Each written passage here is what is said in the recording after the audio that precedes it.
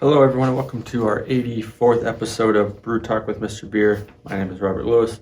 I will be your host again for today's show. Today's episode 84. I think I said last episode was 84, but it was actually episode 83, losing count after 80-some episodes. We appreciate you guys taking the time to tune in and watch us today, as always. If you want to reference my notes for today's video or any of our past 83 videos, you can go to our website, mrbeer.com/blog. You can find all the videos on there, plus all the written notes on there. We got a bunch of great written blogs as well. We get some cool recipes, some fun beer history, all kinds of cool stuff. So today's topic is kind of for people that are interested in getting into home brewing. It might be a good reminder for people wanting to, or it might be also informative for people wanting to brew different methods as well. Today's topic is what you need to get started home brewing. Depending on what type of method you're going to use, obviously you'll need different equipment. Some only require common kitchen items. Some will require a lot of extra equipment and space and stuff like that. So it just depends on what works best for you and what you want to brew. I think they all make pretty decent or pretty good beer. For the most part, it's just a matter of how much time you want to spend in the brewing process and how much additional equipment you want to purchase and buy and store and stuff like that. So we're going to kind of break down 3 different brewing styles. We're going to do a malt extract, which is what we do at Mr. Beer, specialty grains, which is kind of what we do with some of our recipes, and then all grain brewing is kind of what we're covering. So it kind of covers the majority of the brewing process. I think when you look at like brewing with like DME, there's like dry malt extract kits out there. I think that would also fall under the line of the specialty grains as well, of what you would need to brew. So the first one we'll dive into is malt extract. So brewing with malt extract is the simplest way to brew. There's no ifs, ands, or buts about it. You just can't beat it. The American Home Brew Association came up with an article a few years ago that said it's the best way to get started. It just provides great tasting beer and less equipment than required from other brewing methods. And if you're a brewer of Mr. Beer, you know this all to be true. So all you need to brew with Mr. Beer is however many uses, for example.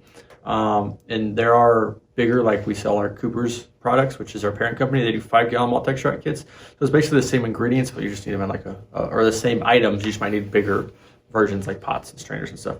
So to brew with Mr. Beer, you should need a 4-quart larger pot, a mixing spoon, a can opener, a measuring cup.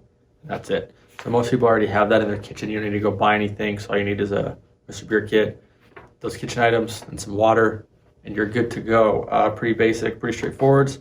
Like I said, you can also brew 5-gallon batches of malt extract. Depending on those instructions, you may need a larger pot or you may not need a larger pot. For example, like I mentioned earlier, our Cooper's extract, you actually just mix those up in the fermenter. You just want to be careful not to scratch the inside of the keg. But you don't need a large pot for that. But if you're doing, I don't know what the other 5-gallon malt extract guys are doing, but if you need like a large or pot to boil something in, you're going to need a larger pot because you have to boil a larger volume of water. So you can't get away with that 4-quart pot. So yeah, that's malt extract. Specialty grains, this is kind of taking, using like a base malt. So you'll use something like either a hop malt extract, you can use a DME or LME, and then you're going to add some steeping grains to that as well. To steep, so that's kind of what the ingredients that you need. Plus you'll probably need some hops and stuff like that along the way. It's kind of what I call like our partial mash recipes. So if you're brewing any recipes that come with grains, these are going to be brewing with specialty grains. So it kind of adds a step in the brewing process. So this is basically, in simple terms, what steeping grains is you're taking the grains and steeping them in water for about 30 minutes. You usually have several ounces of grains. Like I said, then you'll use a malt extract as a base. So what you will need is you'll need everything that you need for malt extract brewing, plus some additional items. You'll need a larger pot, obviously, because you need to hold about 1 gallon of water, because through the 30-minute boil for the grains. And then if you're going to boil any hops or anything additional for 30 minutes to an hour, you're going to lose some water. So you want about 1 gallon of water to start with when you're doing that. So you need a thermometer so you can hold your temperature.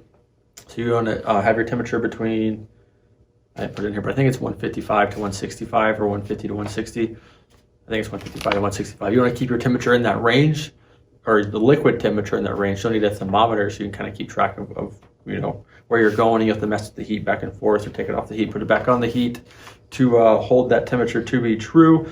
And you also need, obviously, some tongs. You can grab that bad boy out of there, that grain bag, and then you need a large strainer to hold the wet grain bags. What you'll do is you'll take the grain bag out, you'll put it in a strainer, then you'll pour a cup of hot water over it.